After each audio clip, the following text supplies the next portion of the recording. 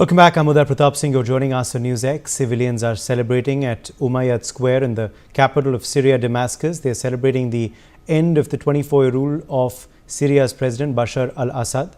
Assad fled Syria as Islamist rebels swept into Damascus. That's not all. Kurdish-led Syrian Democratic Forces have also removed a statue of Bashar al-Assad's father and his predecessor as President Hafez al-Assad from the main square of Qamishli.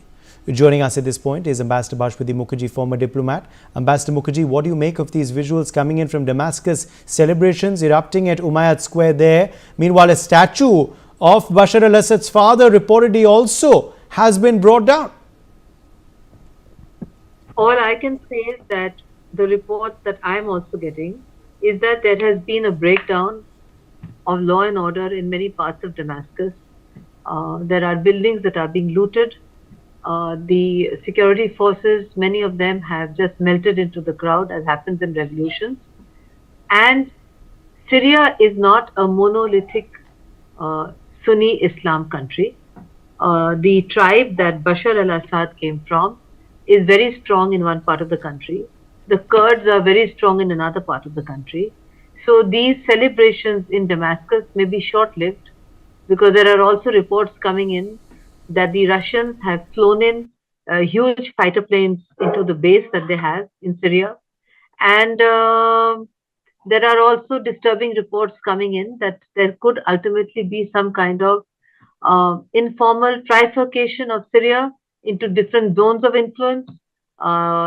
So you may have Aleppo and Damascus in the temporary control of these rebels, so-called rebels, but definitely the tribe that Bashar al-Assad comes from, which has ruled Syria for so many years, they will not give up control on their part.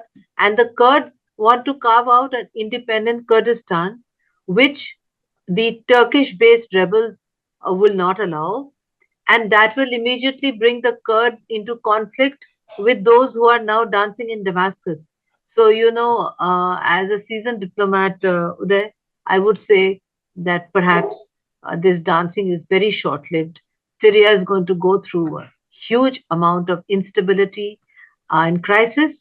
It could become center of the great power game, and it could trigger off a very major conflict in this part of the world, especially if, as rumors are, the Russians are strengthening their base.